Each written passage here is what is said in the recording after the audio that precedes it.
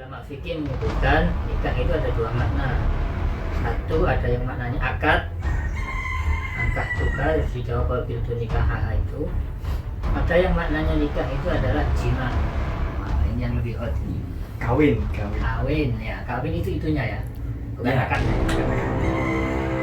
Assalamualaikum warahmatullahi wabarakatuh.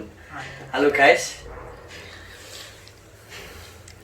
berjumpa lagi dengan saya dalam acara yang sangat tidak ditunggu-tunggu ini, nasihat pernikahan. Alhamdulillah hari ini kita ada di Pasuruan, tepatnya di Pondok Pesantren Putri MHM, Ma'had Hidayatul Mubtadiin Pondok Putri, tapi santrinya putra. Alhamdulillah juga hari ini kita bersama pengasuh MHM Kiai Muhammad Anwar. Bagaimana kabarnya Kiai? Alhamdulillah. Alhamdulillah ya. Jadi ceritanya begini ya. Ini programnya adalah memberikan pencerahan tentang pernikahan, baik kepada yang mau menikah dan juga yang sudah menikah. Mungkin bisa langsung dimulai saja. Dimulai saja. Biar cerah. Tadi kita juga sudah menghimpun pertanyaan dari sahabat-sahabat tentang pernikahan-pernikahan. Meskipun lebih tepatnya pertanyaan dari saya sendiri. Sahabatnya sahabat. Ya, sahabatnya sahabat, yaitu saya sendiri. Alhamdulillah. Ini kayak bisa mulai diberikan pencerahan tentang kayak apa sih pernikahan itu. Bismillah. Pencerahan apa penggelapan ini? Bagi jomblo yang ngenes mungkin penggelapan ini ya, semakin gelap. Kalau pencerahan memang kalau terlalu kena mata sampai gelap. Semakin cerah, semakin gelap. Semakin cerah semakin gelap. Seperti kelelawar ya. Pernikahan secara singkat disebutkan dalam sebuah hadis, potongan hadis, an-nikah sunnati. Faman raghiba an sunnati falaysa minni. Nikah itu sunnahku kata Nabi. Yang tidak suka sunnahku berarti bukan golonganku. Kalau ulama fikih menyebutkan nikah itu ada dua makna. Satu, ada yang maknanya akad, angkah tukar, harus dijawab bil nikah itu. Ada yang maknanya nikah itu adalah jima. Wah, ini yang lebih hot ini. Kawin. Kawin ya, kawin itu itunya ya, bukan Ya, akadnya ya. bukan akadnya. Itu yang dinamakan nikah. Cuman sekarang ini kadang-kadang orang ini menganggap antara perkawinan atau nikah dengan hubungan yang di luar nikah itu dianggap hampir mirip gitu. Sehingga jomblo itu yang semestinya artinya adalah orang yang belum nikah, belum nikah, diartikan adalah laki-laki yang belum punya pacar. Kalau zaman sekarang beda tipis kan antara orang yang belum nikah sama belum punya pacar. Bisa jadi belum nikah tapi punya pacar, Oke, bisa. sudah tidak dianggap jomblo, padahal yang syar'i masih jomblo ini sebenarnya karena hubungannya tidak direstui oleh syariat. Jadi walhasil secara kesimpulan, nikah ini hubungan laki-laki dengan perempuan yang diatur oleh syariat, diikat oleh syariat dengan sebuah akad yang ketika akad setelah itu, akadnya cuma sebentar, paling 2 atau 3 menit, yang asalnya perkara itu haram banget menjadi berpahala banget. Dan ini rahasianya nikah, enak kan? Akadnya sebentar, angkah tuka wazawaj tuka binti, dengan dijawab qabil itu nikah sudah sah. Sebelumnya bersentuhan dengan wanita ini, laki-laki dengan wanita haram banget, dosa besar. Apalagi sampai masuk kamar dan sampai terjadi sepak bola, dosanya dosa besar, minal kabair, disebutkan dalam kitab al-kabair atau kitab az-zawajir, itu dosa besar. Tapi setelah qabil itu ini masuk kamar jadi berpahala besar. Banyak beberapa riwayat yang pahalanya seperti ini. Ada yang menyebutkan membunuh orang kafir berapa itu. Ada yang seperti pahalanya mengalahkan 7 sholatnya orang yang sudah nikah lebih baik, lebih unggul daripada 7 kali sholatnya yang jomblo. Macam-macam lah. Alhasil secara umum nikah sangat berfadilah sekali. Meskipun ada beberapa kesempatan atau beberapa poin penting yang perlu digarisbawahi, ada beberapa orang yang sebaiknya tidak nikah. Tapi secara garis besar kalau di hadza zaman, akhir zaman, lebih baik nikah dini dan cepetan nikah. Mungkin kalau Kak pernikahan mungguhe jenengan sendiri gimana? Yang lepas dari bahasa atau ilmu fikih, atau bagi sampean pernikahan itu apa sih? Ya sebenarnya nikah ya sekedar akad itu.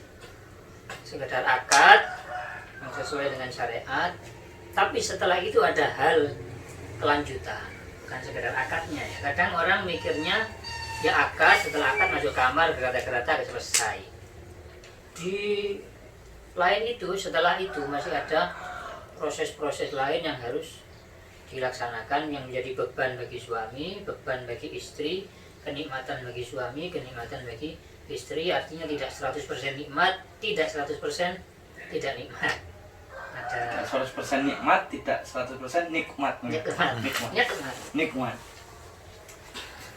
Sekarang kalau Kak, waktunya nih gimana ya? Kapan sih seharusnya kita itu mulai ingin atau mulai mencari istri atau bahkan mulai menikah? Kalau keterangan dari Al-Habib Abu Bakar bin Ali Al-Adni Al-Masyhur, itu beliau punya kitab Nazaman tentang nikah. Itu sebaiknya nikah itu sesegera mungkin, jangan sampai terlambat seperti jenengan ini. Sesegera mungkin. Kalau di dalam keterangan-keterangan fikih itu dianjurkannya nikah itu kalau seorang laki-laki satu punya keinginan, yang nomor dua ada biayanya. Dan yang perlu diketahui, yang dimaksud biaya ini bukan seperti yang dibayangkan oleh orang zaman sekarang. Kenapa tidak nikah? Belum ada biayanya.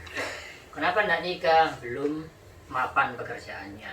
Padahal sebenarnya yang dimaksud biaya, yang pertama adalah keinginan, dia normal, laki-laki normal, bisa koma yakumu kiaman, ada hasrat.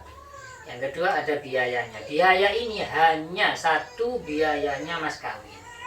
Tergantung kesepakatan dari seorang istri tadi, dia mintanya berapa, 100.000 misalkan. Itu.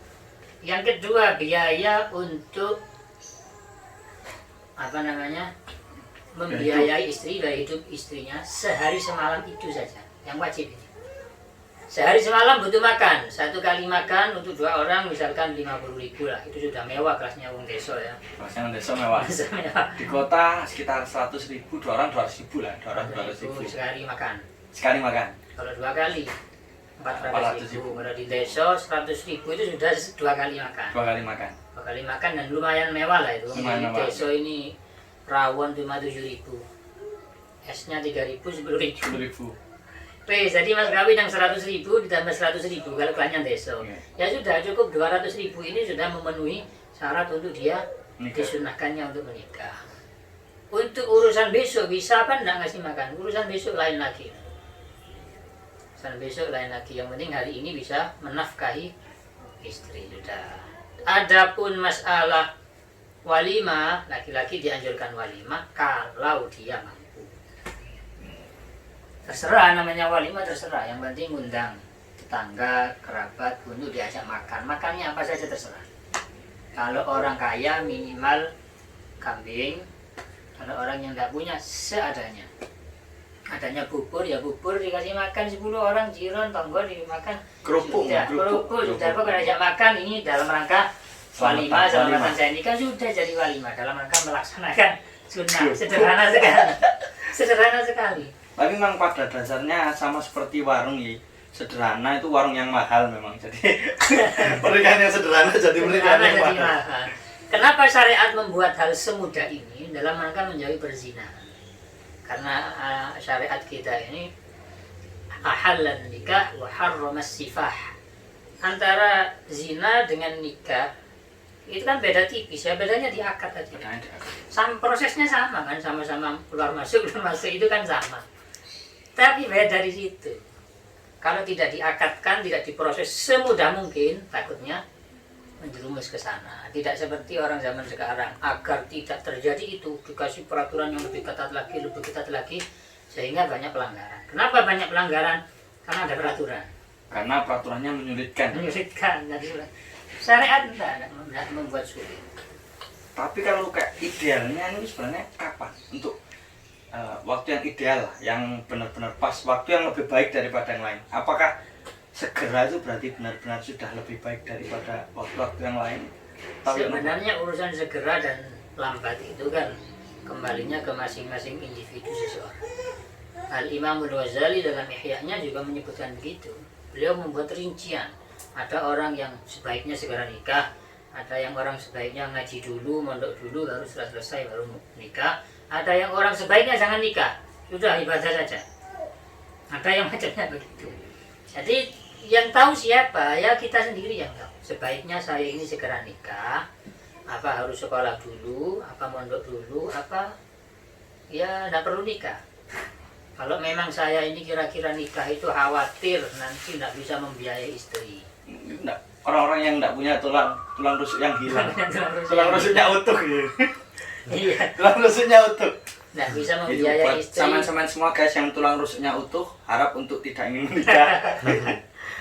Jadi khawatir terjerumus ke hal-hal yang haram nanti ketika nikah.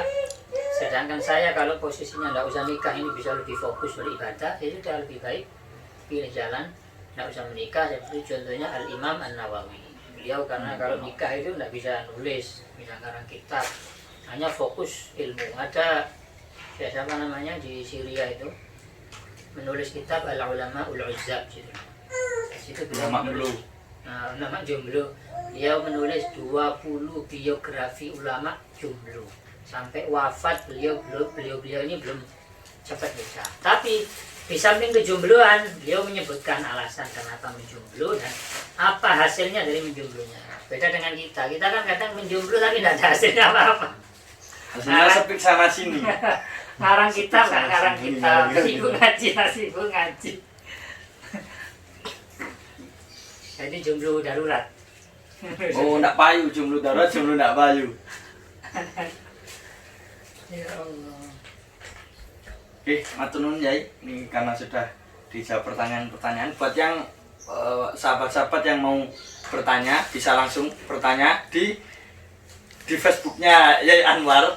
Jadi harap jangan tanya ke saya, karena saya tidak tahu apa-apa. Tanyakan sama yang ahlinya saja. Sekian, kita jumpa di pertemuan yang selanjutnya. See ya.